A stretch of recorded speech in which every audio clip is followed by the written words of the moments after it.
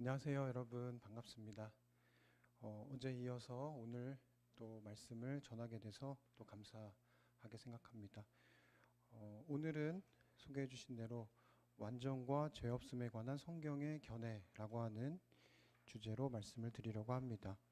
조금 쉽게 말하면 어, 예수님을 믿고 난 다음에 그리스도인이 된 다음에 어떻게 살아야 하는가라고 하는 그런 말씀이 되겠습니다. 어, 예전에 제가 있었던 한 교회에서 한 10분 정도 되는 그룹이 이 한 그룹이 교회를 방문했습니다. 그런데 그분들이 방문을 하고 난 다음에 함께 예배를 드리고 식사 시간이 됐는데 한꺼번에 밖으로 빠져나가시는 거예요. 그래서 제가 쫓아가서 왜 식사를 안 하시고 가시냐고 그랬더니 어, 죄송합니다. 저희는 어, 이, 이 교회에서 해주시는 음식을 먹지 못하고 저희가 준비해온 음식을 먹으려고 합니다. 그래서 이해해 주세요. 이렇게 했어요. 그래서 제가 그러면 뭘 드시냐고 그랬더니 현미떡을 준비해 오셔서 현미떡을 드시는데 알고 봤더니 그 고춧가루 같은 그런 그 양념들을 아예 안 드신다고 그렇게 하셨습니다. 그래서 그분들이 어떤 분들인가 봤더니 정말 그리스도인의 그 성화와 완전을 위해서 어, 어떻게 보면은 그 시골 생활을 하시면서 그곳에서 이렇게 공동체 생활로 하셨던 분들이라고 하는 것을 알게 됐습니다. 제가 그 일이 있고 난 다음에 과연 그리스도인의 성화와 완전은 무엇인가? 제가 그분들의 신앙의 어떤 목표와 라이프 스타일을 존중하지만 성경에서 말하고 있는 어, 이 성화와 완전은 무엇인가라고 하는 것이 궁금하게 됐고 그것을 또 연구하게 되면서 오늘 그 내용을 가지고 말씀을 준비하게 되었습니다.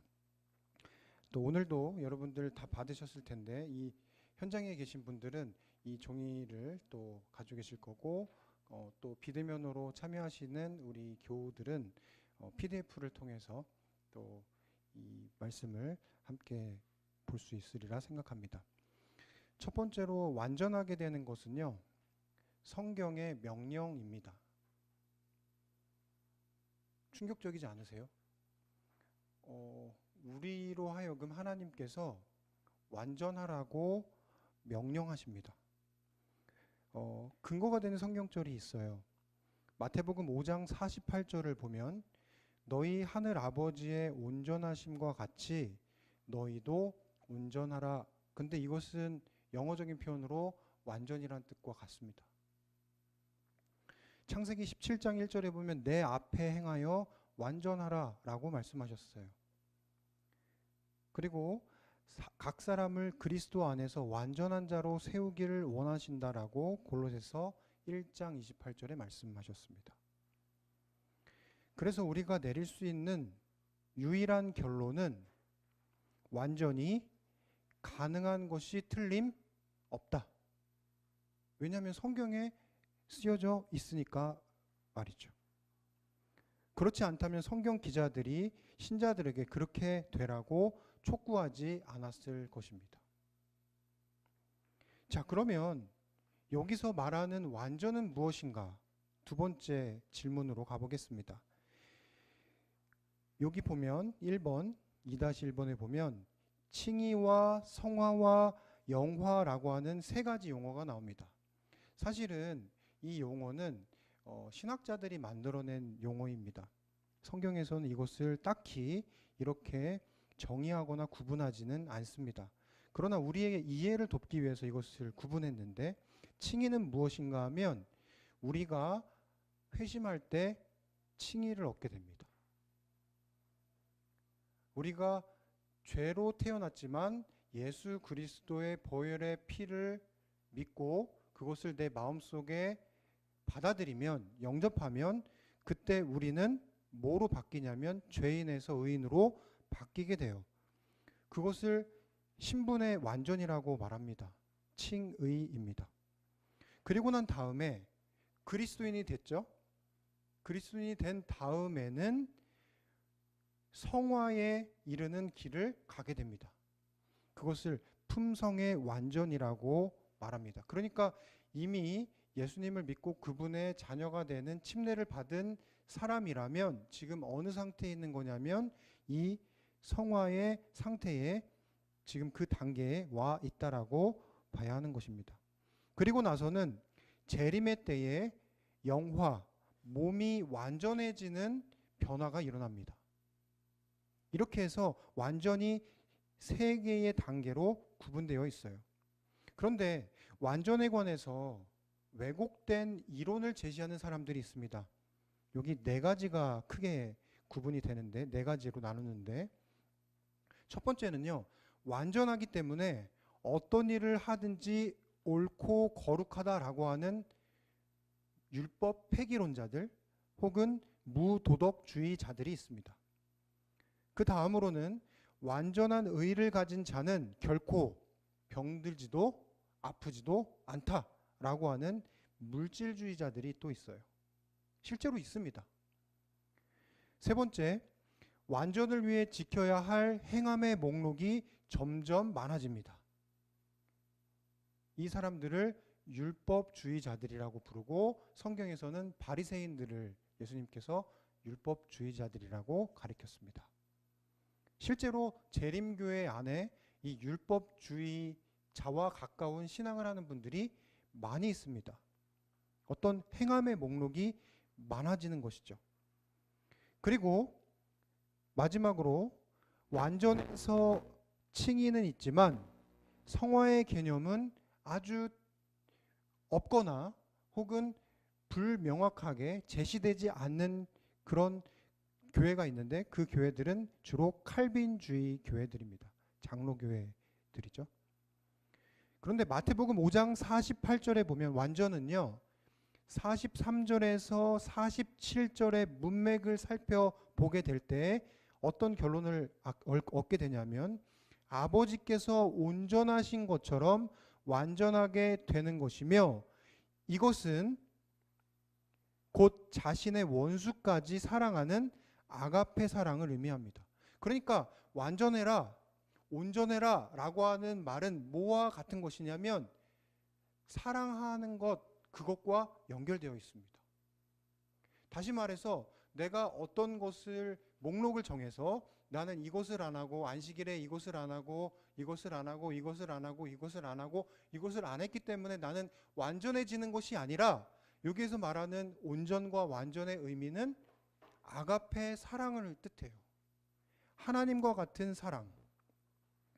마태복음 19장 16절에서 21절엔 또 이런 말씀이 있습니다. 내가 온전하고자 할진대 온전하고자 하면 내 소유를 팔아서 가난한 자들에게 나눠주라고 말합니다. 여기서도 온전은 사랑과 같은 의미를 갖고 있어요. 그래서 성경의 완전은요, 행함의 목록을 만들어서 지키는 어떤 소극적인 완전이 아니라 누군가를 대상으로 적극적인 사랑을 나누는 특질의 완전이라고 하는 것이 굉장히 중요한 개념이라고 하는 것입니다. 많은 부분 우리가 율법을 지키는 것 그리고 완전하게 되는 것에 대한 오해를 갖고 있기 때문에 율법과 완전에 대한 부분을 거부 반응을 가지고 있습니다. 그런데 지금 성경이 말하고 있는 율법 그리고 율법의 정신 그리고 완전이라고 하는 것은 이런 개념을 가지고 있다라고 오늘 우리에게 가르쳐 주고 계십니다. 즉 품성의 완전은 다름 아닌 사랑의 정신과 실천입니다. 그래서 율법을 그분의 품성의 사본이라고 한 이유가 바로 그것에 있습니다. 7번입니다. 2-7번. 완전의 신약적 단어가 나오는데 이것은 텔레이오스라고 하는 단어입니다. 그것은 목적, 목표라고 하는 뜻을 가지고 있어요. 자신이 창조된 목적을 성취하게 될 때 완전해집니다. 그러므로 사람들이 하나님이 사람을 만드신 목적, 즉 사랑하게 된다면 어떤 대상을 사랑한다면 그것이 뭐하게 되는 거라고요? 완전하게 되는 것이라고 말씀하십니다. 그래서 텔레이오스의 또 다른 의미는 죄 없는이 아니라 또 다른 의미로 성숙함이라고 하는 뜻을 가지고 있어요. 성숙입니다. 신앙이 성숙해지는 것, 내가 신앙하게 된 것이 1년차, 2년차, 3년차 이렇게 연수가 늘어나면 늘어날수록 내가 지켜야 할 어떤 금기된 목록이 늘어나는 것이 아니라 점점 성숙해지는 것을 뜻합니다. 사랑이 점점 많아지는 것을 뜻하고 그 사랑이 완숙해지는 것, 그래서 그 사람의 품성이 난 그 사람이랑 같이 있으면 너무 편안하고 좋고 그 사람에게 사랑이 느껴진다라고 하는 것, 해마다 우리의 신앙의 연수가 쌓일 때 이렇게 되는 것이 완전의 개념이라고 말씀하십니다. 자, 그러면 2-8번에 성경적 완전의 견해를 요약하면 성경상 완전은 무결점의 추상적인 표현이 아니라 사람이 하나님과 그의 동료 인간들과 맺는 완전한 사랑의 관계를 뜻하는 것입니다. 그러면요, 죄 없다라고 하는 것은 성경적 의미로 어떤 것인가? 네, 지금 방송을 통해서도 이 말씀을 같이 나누고 계시리라 생각합니다. 3-1번입니다. 성경은요, 우리가 이 생에서 죄 없이 될 수 있다고 명백하게 가르칩니다. 그 안에 거하는 자마다 다 죄 없이 될 수 있다고 가르칩니다. 여기 보면 그 안에 거하는 자마다 다 범죄하지 아니하나니라고 말했어요. 하나님께로 난 자마다 죄를 짓지 아니하나니, 이는 하나님의 씨가 그 속에서 거하고 저도 범죄치 못하는 것은 하나님께로서 났기 때문이다 라고 요한일서 3장 6절에 말씀하십니다. 이 구절은요, 그 자체는 모든 그리스도인에게 죄 없는 완전을 요구하는 듯이 보여줍니다. 죄를 지을 수 없다. 하나님의 씨를 가진 자는 죄 없는 완전을 요구하는 것처럼 보여요. 반면에 이상한 것은 동일한 편지서에, 요한일서 같은 편지서에 그 정반대의 사상을 암시하는 다른 구절이 또 나와요. 그 반대되는 이야기가, 함께 보겠습니다. 3-4번. 만일 우리가 죄 없다 하면 스스로 뭐 하는 거래요? 속이는 것이다. 만일 우리가 범죄하지 아니하였다 하면 하나님을 거짓말하는 자로 만드는 것이다 라고 요한일서 1장 8절에서 2장 1절에 분명히 말씀하고 계십니다. 반대되는 얘기를 하고 있어요. 죄는 불법이다. 사망에 이르지 아니하는 죄, 사망에 이르는 죄가 있다라고 우리에게 말씀하고 계십니다. 여기서 정리하면요, 외적인 행함의 죄들은 사망에 이르지 아니하는 죄이고, 죄가 두 개가 있다는 뜻이에요. 그리고 마음과 태도로 하나님께 대해서 반역의 상태에 사는 사람은 사망에 이르는 죄를 짓는 것이다 라고 얘기했습니다. 좀 더 쉽게 얘기하면 그리스도인은 하나님께로서 났기 때문에 죄를 지을 수 없다라고 하는 것에서, 죄를 지을 수 없다는 것은 반역의 상태에서 살 수 없다는 뜻과 같다는 것입니다. 또 다른 말로 그리스도와 반역의 관계에 있는 상태를 뭐로 표현했냐면 큰 죄, 대문자 죄, 그것은 하나님과 관계가 끊어진 상태를 말합니다. 그분을 의도적으로 반역하는 상태, 내 마음으로 그분을 밀어내고 그분을 거절한 상태의 죄가 여기서 말하는 바로 하나님께서 말씀하신 용서받지 못할 죄입니다. 그리고 그런 반역의 상태, 관계가 끊어진 상태가 되게 되면 자연스럽게 작은 sin, sin, 그 죄들이 흘러나오게 되는데, 거짓말, 음행, 그리고 일어나는 부정직한 일들, 그런 죄들이 일어나는 것은 바로 하나님과 관계가 끊어졌기 때문에 나타나는 죄들이라고 얘기합니다. 그래서 마지막 심판에서 바리새인이 정죄되는 것은요, 그들이 저지른 어떤 죄들 때문에 심판받는 것이 아니라 태만의 죄들 때문이었습니다. 그들은 심판을 통과하지 못하게 되는데 그 이유는 그들이 죄악적 행위를 저질렀기 때문에 심판받고 정죄받는 것이 아니라 이웃을 먹이고 병자들을 방문하기를 실패했기 때문에 그들이 죄인이라고 예수님께서 가르쳐 주신 것입니다. 그래서 하나님의 사랑이 없는 삶, 아무것도 하지 않는 삶이 성경에서 말하는 죄예요.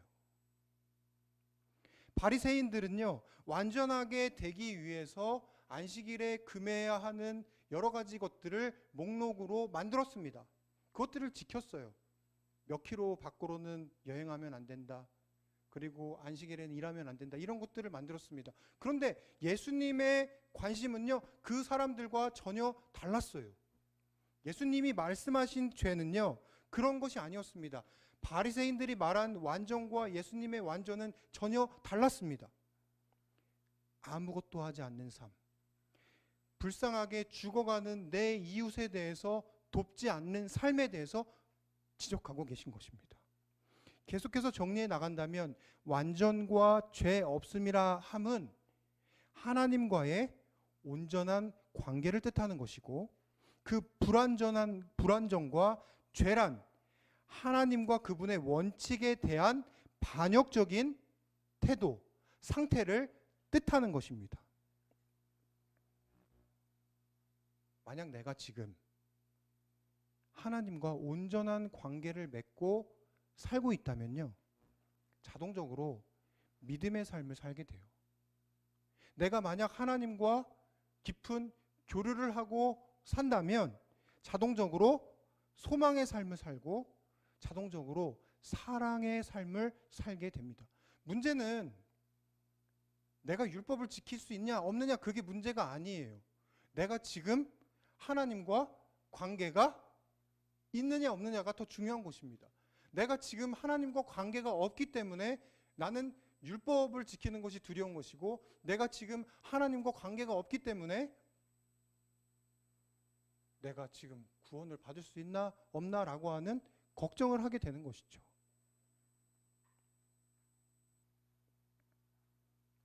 완전은 3-13입니다. 외부 지향적인 사랑 가운데 있는 살아있는 삶이다. 그리스도인의 완전은 단순히 소극적, 뭐뭐를 하지 않거나 내부 지향적 그런 것이 아니다. 오히려 적극적인 것이다. 무엇인가를 하는 것이다. 그리고 외부 지향적이다. 그 결과로 그리스도인은 그가 사는 세상에 질적 차이를 만들어낸다. 청년에게 보내는 기별 403쪽에 이런 말씀이 있더라고요. 사교적 관계를 통하여 그리스도교는 세상과 접속하게 된다. 예수님은요, 어떤 삶을 살았는지 우리가 복음서를 보게 되면 사교적이셨어요. 심지어는 어떤 사람들과 사교적이었냐면 바리새인들이나 그때 당시에 유대인들이 보잘것없다고 생각하고 같이 친구하고 싶지 않았던 사람들을 찾아가서 그들과 사귀셨습니다. 그리고 그들을 도우셨습니다. 왠지 아십니까? 그게 완전에 도달하는 하나님이 보여주신 길이었기 때문에 그렇습니다. 바리새인들이 알고 있는 율법과 예수님이 알고 있는 율법, 바리새인들이 말하는 완전과 예수님이 말하는 완전은 완전히 달랐어요. 그런데 여러분, 많은 부분 재림교회 안에도 이런 오해 속에서 잘못된 율법관, 잘못된 성화, 완전에 대한 개념 때문에 신앙이 더 힘들고 고통스럽고 하면 할수록 더 어렵게 느껴지는 것입니다. 자, 4번입니다. 완전을 회복하다. 믿음으로 말미암는 칭의의 교리를 확립시킨 사람은요, 우리가 잘 아는 것처럼 마틴 루터라고 하는 독일의 종교 개혁자입니다. 믿음으로 말미암아 그리스도인이 된 후에 이 세상에서 전적으로 믿음으로 거룩하게 완전하게 될 수 있다는 교리를 재확립시킨 사람이 있는데 그 사람은 또 존 웨슬리라고 한 사람입니다. 루터는 루터가 가지고 있는 하나님이 주신 빛이 있었습니다. 그것은 자기의 공로로 구원을 얻고자 하는 그 당시의 풍조에서 믿음으로 구원을 얻을 수 있다라고 하는 것을 그가 선포한 것이죠. 그러나 구원을 받은 다음 칭의를 얻고 나서 그리스도인이 된 다음에는 과연 어떻게 해야 하느냐라고 하는 것에 대한 문제를 또 도와준, 해결해준 사람은 바로 존 웨슬리라고 한 사람입니다. 잘 아는 것처럼 이 웨슬리는요, 성공회의 성직자였습니다. 성공의 신부였어요. 그런데 이 사람이 세계를 자기의 교구화하면서 감리교를 창시하게 됩니다. 그리고 나서 그 감리교가 이제 미국 안에서 퍼지게 됐고, 그 미국 안에 있었던 그 감리교에 엘렌 화이트와 또 그의 가족들이 살았는데, 그 가족들이 감리교에서 나와서 나중에 재림교회를 만들게 되죠. 그렇다면 엘렌 화이트의 구원관은 어디와 유사할 수 있냐면 이 존 웨슬리의 구원관과 아주 유사합니다. 한번 보겠습니다. 18세기에 지나친 칭의 중심에 대한 강조로 인해서 도덕률, 윤리가 폐기되는 지경에 빠지게 되었습니다. 그리하여 성화에 대한 노선 수정이 필요하게 된 시점이 오게 됐어요. 그리고 나서 웨슬리는 완전을 죄 없는 것으로 생각하지 않았습니다. 엘렌 화이트이 웨슬리의 이 구원과 많은 부분 수용했거든요. 그는 죄 없는 것으로 생각하지 않았어요. 완전을. 그는 완전을 마음을 가득 채우고 모든 언행을 지배하는 순결한 사람으로 정의했습니다. 즉 완전이란 충만한 사랑의 상태를 뜻했어요. 완전해진다라고 하는 뜻은 무슨 뜻이냐면 사랑이 점점 많아진다는 뜻입니다. 신앙을 하게 되면 될수록, 그리스도인이 신앙을 하게 되면 될수록 더 사랑이 많아진다라고 하는 뜻을 가지고 있습니다. 그러나 칼빈주의자들, 장로 교인들은 완전을 바라면서도 인간의 재림 전에는 완전하게 될 수 없다라고 주장합니다. 반면에 웨슬리와 웨슬리주의자들, 감리교, 성결교, 그리고 우리 재림교는 이 땅에서도 완전할 수 있다라고 가르치는 교회입니다.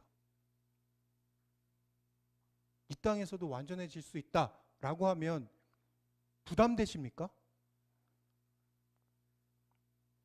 여기 이렇게 얘기합니다. 다시 말하지만 웨슬리의 완전은 불완전하지만 완전할 수 있다라고 하는 특징을 가지고 있어요. 이게 무슨 말이냐면 완전은 죄 없음이 아니라, 그의 완전 이론은 절대적인 완전이 아니라 상대적인 완전입니다. 아까 말했듯이 완전은 무슨 뜻이라고 했냐면 사랑이 점점 많아지는 것을 뜻합니다. 그런데 그 많아지는 그 사랑은요, 절대적인 완전이 인간에게는 주어지지 않았다라고 하는 뜻을 갖고 있어요. 절대적인 완전은 누구한테만 있을까요? 하나님께만 있어요. 우리는 상대적인 완전을 가지고 있는 사람들입니다. 절대적 완전은 오직 하나님께만 있다. 이 땅에서도 하늘에서도, 우리가 하늘나라 가서도 우리는 계속해서 완전을 향해서 나아가는 완전한 사람들이 됩니다. 근데 그 절대적 완전은 하나님께만 있고, 우리는 계속해서 하늘나라 가서도 성경을 공부할 것이고 하나님에 대해서도 배울 것이고 하나님의 품성을 따라 살아가게 되면서 계속해서 더 많은 사랑을 갖게 될 거예요. 그런데 그것은 우리가 하늘나라 가서도 절대적인 완전을 이루지는 못하게 돼요. 하나님의 그 탑을 어떻게 우리가 따라가겠습니까? 그러나 계속해서 끊임없이 뭐 하게 되는 거예요? 올라가게 됩니다. 상대적 완전을 뜻하는 겁니다. 사랑이 계속 자라나는 과정에 있다는 것이죠. 저는 오늘 말씀을 이제 줄이면서 두 가지 이야기를 좀 해드리려고 합니다. 첫 번째는 오징어 게임 이야기입니다. 너무 많이 이야기하시죠. 아까도 교과 시간에 오징어 게임으로 하나님의 언약과 깐부를 연결하는 거 보고 깜짝 놀랐습니다. 근데 제가 최근에 이 오징어 게임 속에 세 사람의 그리스도인이 있다라고 하는 한 글을 읽게 됐어요. 제가 그 글을 읽고 아, 거기 그리스도인이 있었지라고 하는 것을 알게 됐습니다. 첫 번째 그리스도인은요, 그 게임에 참여한 사람 중에 한 명이었는데 남자였습니다. 신앙하는 사람이었나 봐요. 게임이 진행될 때마다 기도하고 무릎 꿇고 하나님을 찾습니다. 그런데 정작 게임에 들어가서 몰입을 하게 되니까 다른 사람을 희생시킵니다.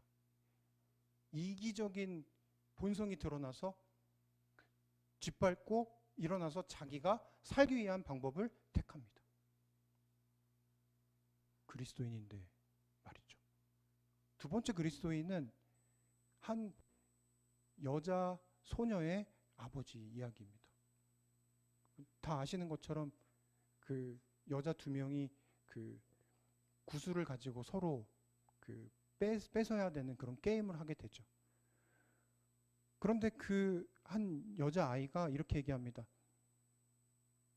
게임은 20분 안에 충분히 할 수 있으니까 우리 얘기나 좀 하자. 내가 너 이기게 해줄게. 그리고 나서 둘이 자기가 살아왔던 이야기를 하죠. 근데 알고 봤더니 그 아이의 아버지가 목사였어요. 근데 그 목사인 아버지는 늘 엄마를 때렸죠. 그리고 그 딸에게까지 몹쓸 짓을 했습니다. 그리고 그 아이가 살인을 하게 되는데 그게 바로 아버지를 죽인 거예요. 그리고 자기는 이 세상을 살고 싶은 마음이 없었어요. 마지막에 그 같이 게임을 하게 된 그 여자에게 자기의 모든 구슬을 주면서 죽습니다. 그 이야기 속에 두 사람이에요. 그리고 마지막 게임이 모두 다 마치고 이정재가 다시 그가 살던 도시로 돌아오게 되죠. 길거리에 예수천당 불신지옥이라고 하는 피켓을 들면서 소리 지르면서 사람들에게 전도하는 한 사람이 보입니다. 그런데 그 사람의 목소리는 그냥 허공에 떠돌다가 사라져버리는 그런 메시지였어요. 분명 이 감독은요, 시나리오를 썼는데 이 감독은 기독교를 너무나 잘 아는 사람이었을 것 같아요. 그리고 3명의 그리스도인과 1명의 의인이라고 하는 그 글 속에 1명의 의인은 보신 분들은 아시겠지만 마지막에 그 게임을 만든 그 설계자인 할아버지가 이정재와 나누는 장면에서 나와요. 창밖에 그 침대에 누워있는 그 할아버지가 창밖에 쓰러져서 죽어가는 한 사람을 바라보면서 이 시간이 12시가 되기 전까지 어느 누군가가 도와주는지 안 도와주는지 우리 내기하자라고 얘기합니다. 이정재는 도와준다고 생각했고 그 할아버지는 절대 도와주지 않을 거라고 얘기했습니다. 사람들이 그 사람들 보고 그 쓰러져 있는 사람을 보고 피해갑니다. 어떤 사람이 갑자기 다가왔어요. 도와주려고 하는 것인가? 봤더니 이렇게 막 뭔가를 뒤지는 듯한 모습이 보입니다. 시간은 거의 다가오죠. 그리고 나서 결국 이정재는 그 할아버지와 내기에서 지는 것처럼 보입니다. 그런데 시간이 거의 극적으로 12시가 다 됐을 때 아까 그 이렇게 뭔가를 만졌던 그 사람이 경찰을 데리고 와요. 그리고 그 쓰러져 있던 사람을 데려갑니다. 추운 겨울날 말이죠. 3명의 그리스도인과 1명의 의인이 그 오징어 게임 속에 있었어요. 누가 완전한 사람일까요? 누가 그리스도인일까요? 그리스도인은요, 완전을 위해서 사는 사람입니다. 그러나 그 완전은 어쩌면 우리가 생각하는 뭐를 안 먹고 뭐를 안 하고 뭐를 안 하고 하는 그런 수준이 아닙니다. 하나님이 우리에게 알려주시는 완전은요, 사랑이에요. 더 많이 사랑하는 것. 그래서 하나님처럼 사랑하는 것, 그것이 우리로 하여금 알려주시는 완전에 대한 것입니다. 제가 한 몇 년 전에 한 지역교회에서 있을 때 제가 살았던 그 사택에는 늘 일주일에 한 번씩은 한 분이 꼭 찾아오셨어요. 그리고 문을 두드리고 제가 나오면 돈을 달라고 하셔요. 돈을 줬어요. 그리고 계속 오십니다. 그런데 이상한 것은 돈을 드렸는데도 불구하고 그분은 늘 언제나 제게 당연하다는 듯이 돈을 받고 어떤 감사하다는 얘기도 없이 그냥 뒤돌아서 가버립니다. 제 마음이 불편했습니다. 그리고 어느 날 그분이 또 찾아왔을 때 제가 그리스도인으로서 가지면 안 되는 어떤 마음과 태도로 그분을 대하고 그냥 이렇게 돈 주고 보냈어요. 그리고 난 다음에 한 몇 달 뒤에 제가 가까운 어떤 한 교회에 설교를 하게 돼서 가게 됐는데 그 설교단에 딱 섰는데요. 바로 제 정면에 그 아저씨가 앉아 있었어요.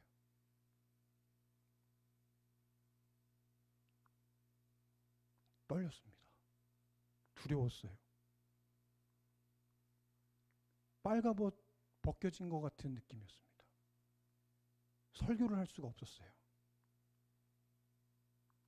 예수 그리스도의 복음을 전해야 하는 사람이